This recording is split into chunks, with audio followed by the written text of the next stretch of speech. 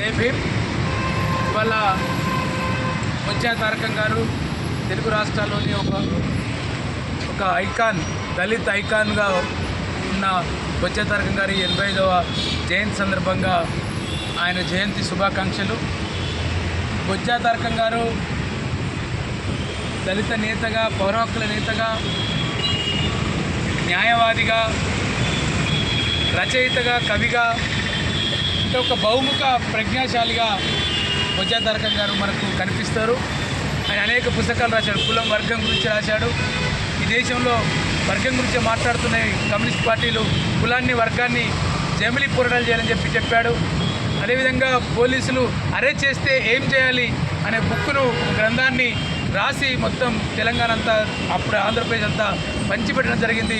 ఒక ధైర్యం వచ్చింది కార్యకర్తలకు, ఒక సామాజిక కార్యకర్తలకు, మానవ హక్కుల కార్యకర్తలకు. పోలీసుల దగ్గరికి పోయి మాట్లాడితే ఇగో ఈ లా, ఇది చట్టం, ఇది అని చెప్తుండే.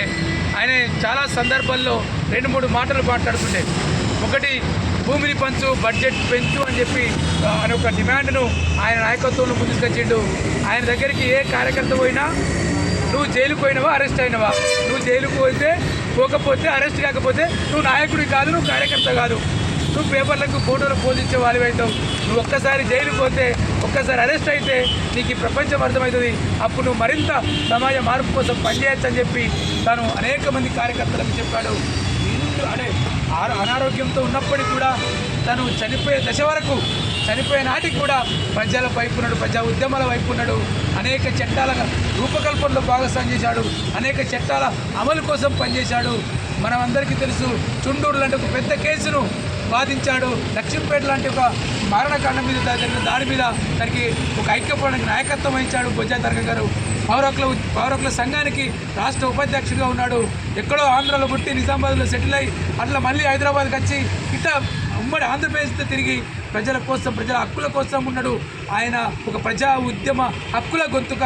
ఇవాళ మనం నుంచి వెళ్ళిపోయి దాదాపు 7-8 సంవత్సరాలు అవుతుంది. ఆయన మనకు దూరమై 2016లో మనం దూరం అయ్యాడు. 8 సంవత్సరాలు అవుతుంది. ఈ సందర్భంగా ఆ బొజ్జా తారకం గారికి మరొక్కసారి జోహారు చెప్తున్నాను. జై భీమ్. జై భీమ్.